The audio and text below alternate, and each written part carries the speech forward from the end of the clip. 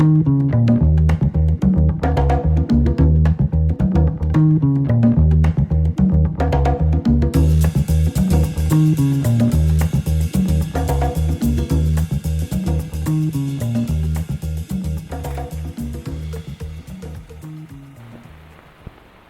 everyone.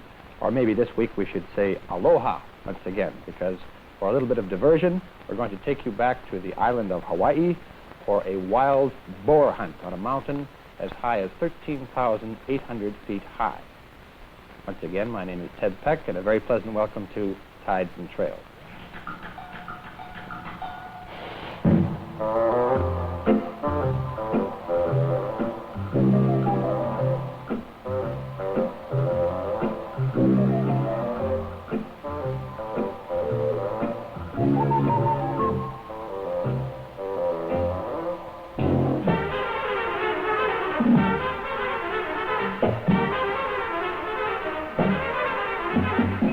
Tides and Trails is presented each week at this time by Sportsman Cigarettes.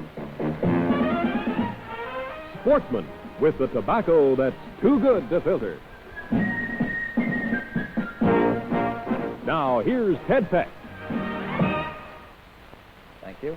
And I think before we show you the wild boar hunt tonight, I think we'll explain something about the pigs in general, the sizes of them and so on, and we'll describe where we went. As you probably are well aware by now, some of you have seen the preceding Hawaiian shows. There are many islands in the chain of the state of Hawaii, and the largest of these is the island of Hawaii. It has its capital city on that island of Hilo, and there are many other smaller towns along the coastlines, and a few of them in the center of the island. Basically, the island is comprised of two large volcanoes. One of them is called Mauna Loa, which means long stone, and the other one is Mauna Kea, the highest mountain in the islands, and this is, it means white mountain. And where we went to hunt the wild boars is a town which is a U.S. military training establishment, as a matter of fact, called Pohakuloa. And this is a great flow of lava between the two volcanoes. Pohakuloa is located approximately 6,000 feet in height above the sea level surrounding the islands, and the boars, the pigs, live anywhere from this height up to about 10,500 feet, and they eat all the ranchers' prize grass, where they grow a lot of very fine cattle in Hawaii on the Parker Ranch, and many other of the ranches in the area, and they're actually considered vermin. They're not really a game animal. The real large fellows, the real tuskers, go up to about 300 pounds, but the average pig goes anywhere from 40 to 150 pounds. So with those few words of introduction, let's take you wild boar hunting on the island of Hawaii. Here we go. This is at Honolulu, and loading the equipment on a little twin-engine plane that was to take us over from Oahu to the island of Hawaii. Jim Taylor and myself, cameraman Bill loading up.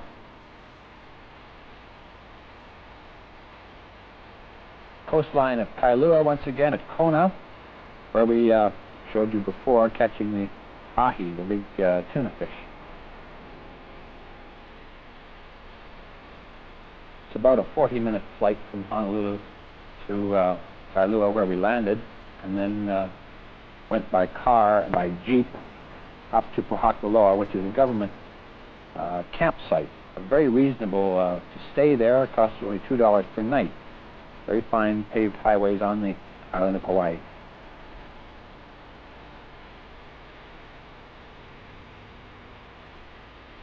This saddle that they talk about there is the depression between the two volcanoes. Here we meet our guide, Mr. Lai, L-A-I, and he takes us up in his four-wheel drive jeep up to this campsite, which is a very fine area. As I explained, only costs you $2 per night. And the wild boars are hunted almost every month of the year, but you must hunt with a guide if you're a non-resident, and you must hunt by a special permit, which is free, but they want to know where you are and who you are and how long you're going to be hunting in each one of these areas. And To hunt in any of the private ranch country requires, again, another special permission from the ranch owners. But we were hunting in the regular game management areas, as they call them, the forest reserve areas, as you will see on the signs here, the Mauna Kea Forest Reserve. There's various ways of hunting the wild pigs. You can use a rifle, such as we did here. I had a Winchester 308 with a 4-power Bushnell scope on it. When you're getting up quite high up into the areas, you see one of the wild boars here at quite a distance. And there again, a telescope sight is quite handy in this type of hunting. But you also can hunt them with dogs and a shotgun down in the more jungly types of terrain, which are located lower down on these same mountain slopes.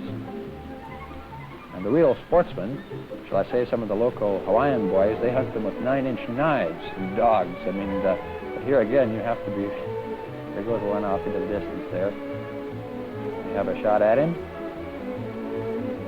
and we go over and have a look. The reason I'm rather grimy in the face is the wind is blowing about 60 to 80 miles per hour, and lava dust gets in your eyes and your nose and your teeth and ears and so on, and it's quite uncomfortable, to say the least.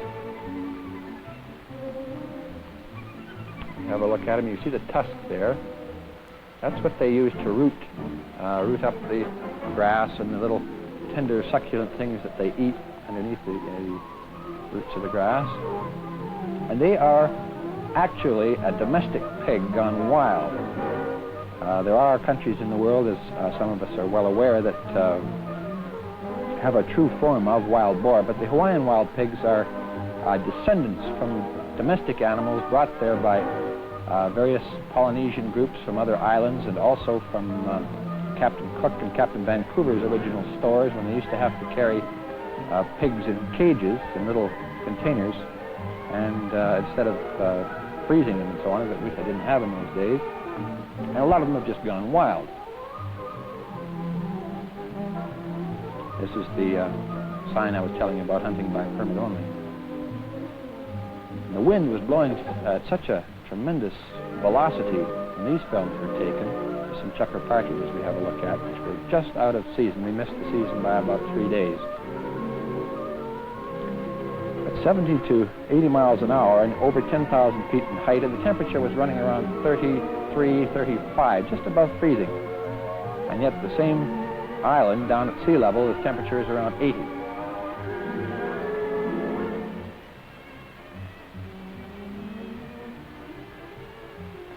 In one area that Bill and Jim and I named the Natula Pass, which is actually the pass separating India from Tibet, is well over 10,000 feet high, and it took quite some effort to stand against the wind and to try and get over the pass. You could almost get a smallish man, say of 140 pounds or so, get blown right off his feet. And always this lava dust is getting in your eyes. It might seem quite strange to you that Jim and I are both wearing pullovers, and we have a shot at one here, and jackets as well. The distances we hiked weren't anything tremendous. Sometimes we'd spot them from the Jeep and be able to just walk a distance of maybe a quarter to half a mile. We took one hike there for them, which you'll see later on in the show, went about 3.5 miles in and came out the same way and ran across a whole herd of them. Jim has shot wild boar before in India, where he was raised, and he was very leery about approaching them after having shot them in case the partners of the same charge him. But we never found them to be too, shall I say, vicious under any circumstance. They were more afraid of us than we were of them. So we have a sportsman's cigarette here, and we expect Jim's first boar. The smaller pigs, when they haven't even got tusks at all, the little fellows about 20 to 60 pounds. Here you see that the wind again. The little pigs are what the natives use in their luau's, in their feasts.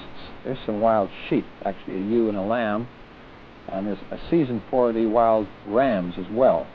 But these, of course, being a ewe and a lamb, are out of season. I'll show you a picture of them, and they again are domestic sheep gone wild.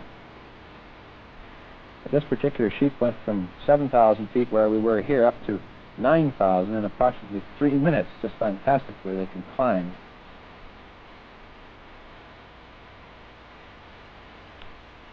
But we didn't climb quite so fast, being constructed along our lines, and really out of breath by the time we went this little, maybe 2,000 feet difference in elevation. But the air is quite rarefied in there because we're used to sea level. At the top of this hill, we went over to see these pigs. There's the tremendous wind blast, the Pohakuloa Pass, as Jim calls it. We have a look through the scope at them. See how they root up the ranch country. This is trying to stand against the wind, and this is definitely not active. And the guide, he had an awful time getting over this particular piece here. The wind just funneled right through the gap.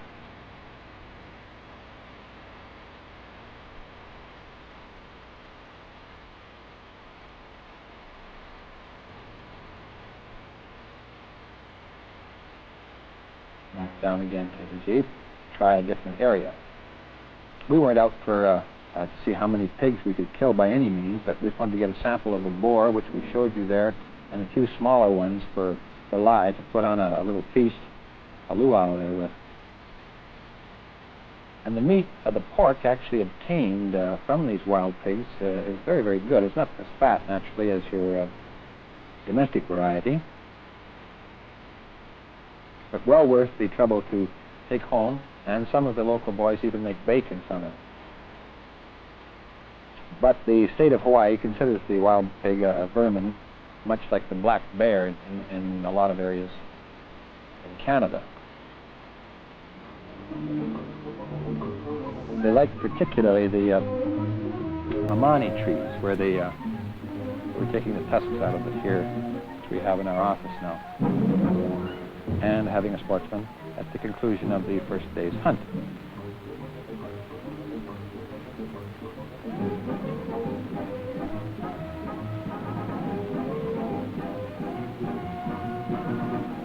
They are much like deer in their feeding and movement habits. In other words, they will sleep during the middle of the day. They make beds and they sleep under these mamani trees.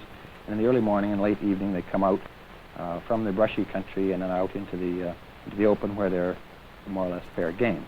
But we'll show you much more about wild boar hunting in Hawaii, but now.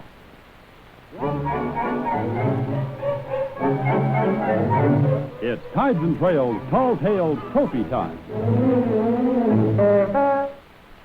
And this tall tale comes from Dawson Creek. So all of you who sent in tall tales to CJDC in Dawson Creek, I want you to pay attention here. And the winner's name for this particular one is Dennis Erickson, and he lives at 1333 92nd Avenue, Dawson Creek, British Columbia. Before we read his tall tale, I'd like to remind all of you how to enter the Tall Tales contest, which goes on every week. It's a very, very simple procedure. Think up anything you like on a prevarication, shall we say, not an outright lie. I mean, try to make it sound somewhat believable. Try and keep it reasonably to the outdoors, and send it to the television station you're now viewing.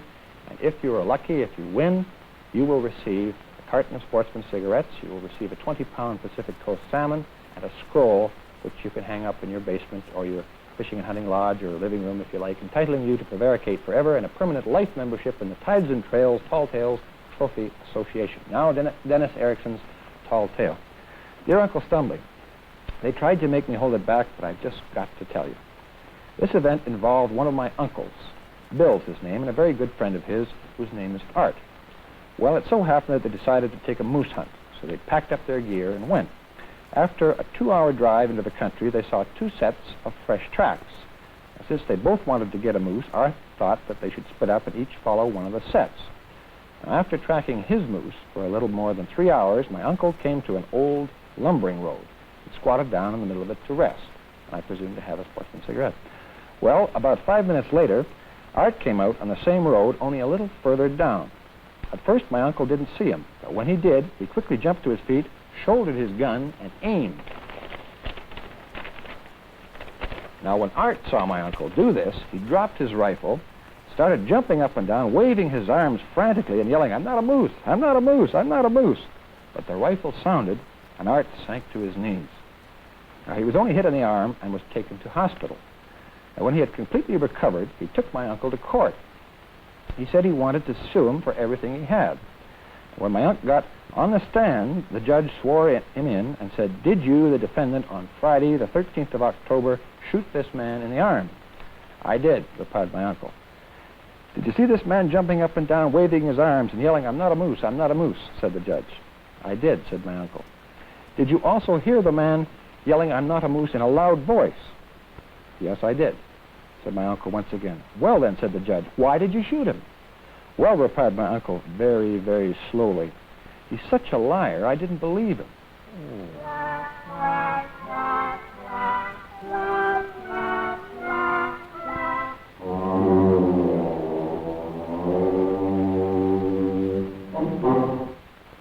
Well, to you, Dennis Erickson, Dawson Creek, 1333 92nd Avenue in Dawson Creek, B.C. Your Tall Tales scroll is on its way. Your salmon will be delivered to you almost immediately. And, of course, your carton of Sportsman cigarettes. So congratulations to you. And now, remember, now is the time of the program where we'd like to tell you about our contest once again. We're getting lots of letters in for it, and it's a very simple procedure to enter this contest. Now, the prize I want to show you first is a beautiful 12-foot aluminum car-top boat made by the Crestliner people, and here is a picture of same. And this is the one we caught the salmon with, if you'll remember, with the two beautiful 12-pounders, and we showed you all about it. A beautiful boat for lakes, for streams, and for coastal inlets. It's a very easy one to row, and almost any type of outboard is fitted to the stern of it, and it makes a wonderful day fishing boat for the family or for you and your buddy individually. Now, here's all you have to do to win it. On the back of every Sportsman cigarette package, there's a couple of spaces that you can write your name and address, and we ask you a question. Now, this is the contest. We ask you a definite question saying, where has Tides and Trails, or where is Uncle Stumbly, where is Ted Peck, been outside of Canada in the year 1963? Pretty simple question. We don't think you're going to have much trouble with the answer. Put that answer, as well as your name and your address, on the back of a Sportsman cigarette package and send it individually and mark it Boat Contest. We'd appreciate it that on the outside of the envelope to the station that you're now viewing. There are 15 of these boats, as Tides and Trails is carried on 15 stations. So the Sportsman Crestliner 12 boat, we'd like to see you win it, and you can enter as many times as you like. Now, back to wild boar hunting in the state of Hawaii. Here we go again. There you see the Mauna Kea, just for a glance there with snow on the top of it. It carries snow a good 6 months of the year, sometimes as low as the 8,000-foot level. The height of the mountain is 13,800 feet. And this time we're really up quite high. We're well over 10,000. I'm wearing a sport jacket, if you please, British style. And Elias got the pack board because we're going into an area here to take home some meat.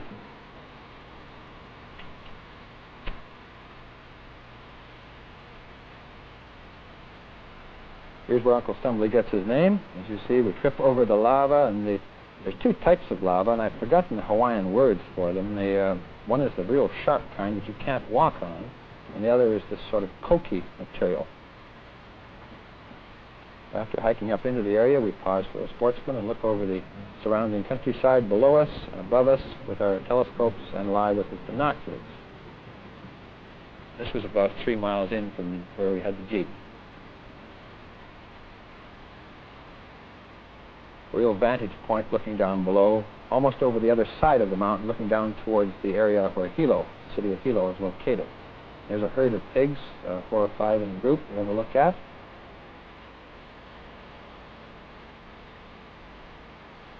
Here's a real, here's one that didn't even know we were there. Cameraman Bill got real close to this one, just a little fella, but we show you actually their feeding habits, how they root around.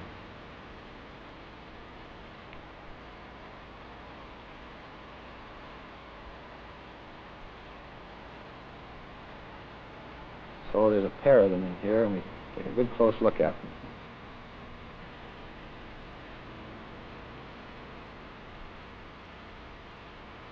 Here's where we finally came onto an area with many more of them. We did shoot a couple of the small ones here for Lie, the guide, to take back.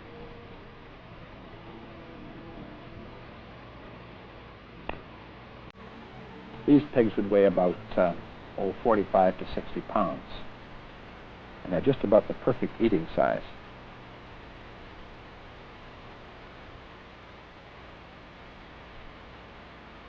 They form quite a lot of the staple diet of the native Hawaiian people, because, as I say, they're not any definite season on them. And it varies the diet from poi and various other native type fishes that the boys eat. And they're not all that easy to hunt. I mean, you still have to do quite a bit of work to get them. You don't just come upon them at all times. Fly has another look here at one. And a little boar, be about 80 pounds.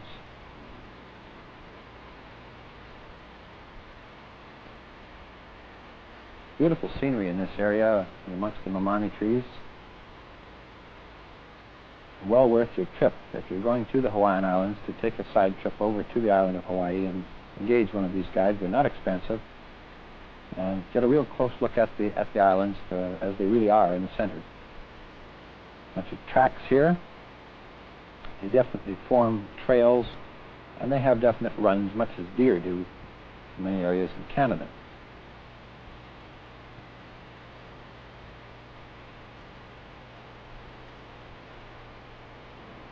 The elevation here would be between 8,000 and 9,000.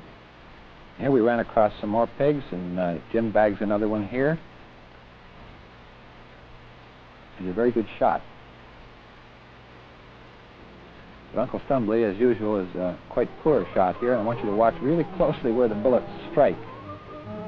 You don't blame the rifle nor the scope. Just we were a little out of breath at the time. About 200 to 220 yards, and they're moving pretty fast, too. The second shot here, you think it blanks out the pig. Watch closely. Oop, just a little bit low. But the next one, right through the eye, and he didn't even move after that.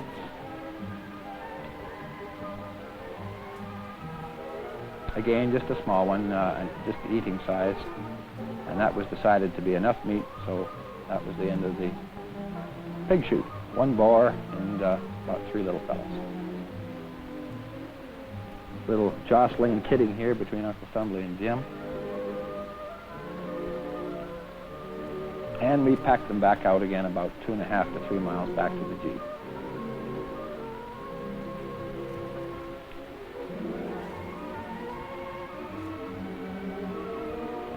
Here the fog started to come in. We were above the clouds.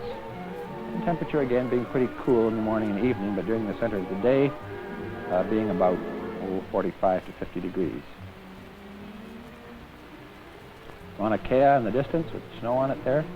We were hunting all around the intermediate slopes. There's some more of the checker partridges. It's just loaded with checker partridge, and it'll be a wonderful game bird season. And there is the end. We show you the end of Mr. Pig. So there you see wild boar hunting in some of its forms on the island of Hawaii. Now the next Hawaiian show that you're going to see is a little bit different. You're going to see Uncle Stumbly go trout fishing actually in the island of Oahu, and you're going to also see some of the forms of conservation that the Fish and Game Department of the state of Hawaii is engaged in, much as we have in our own provinces. They have a very active Fish and Game branch and good biologists, and they're trying to bring back their native game bird, which is called the nene goose.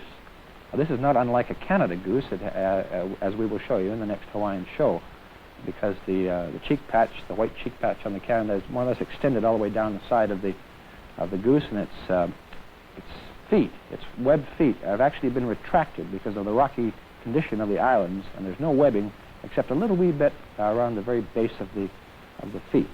And there's only about 60 of these animals left in the whole, these birds left in the whole Hawaiian Islands, and they're bringing them back. So once again, they can have a season on them, because they're a beautiful bird, and what the biologists think is there's some form of a Canada that got lost way out in the Pacific and got blown off course, and finally this group of them settled in the Hawaiian Islands. So it's quite interesting, and I know that you're going to enjoy it.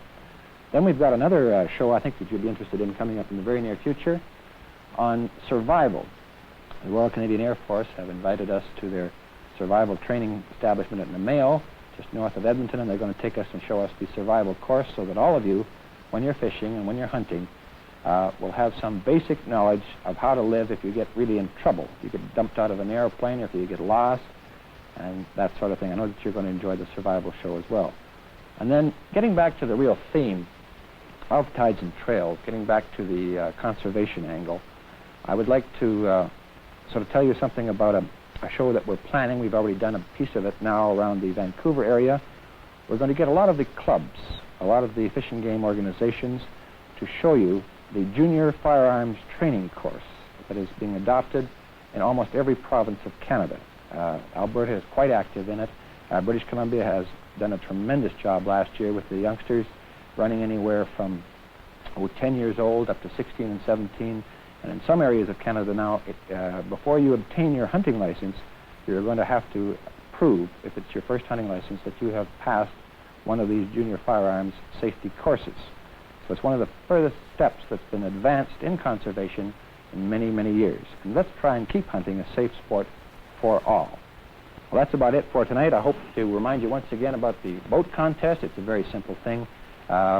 Where's Tides and Trails being outside of Canada in the year 1963? Put your name and your address on the back of a Sportsman cigarette package. There's lots of room for it.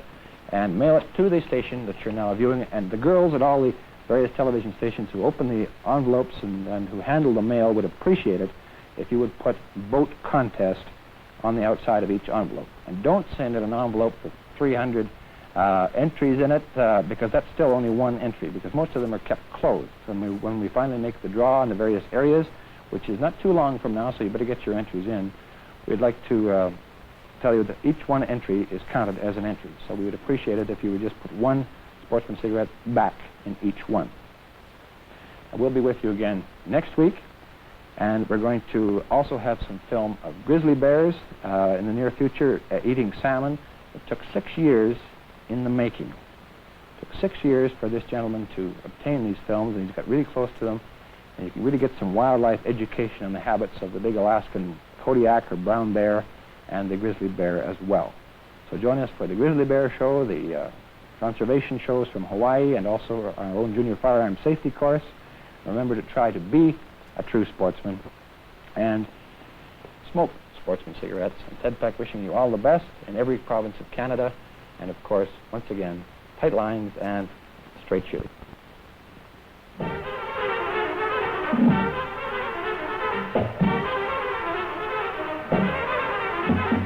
Sportsman Cigarettes, with the tobacco that's too good to filter, has brought you Tides and Trails.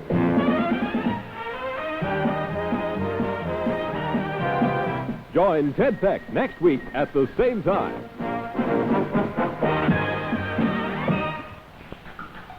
All travel arrangements courtesy of Canadian Pacific Airlines.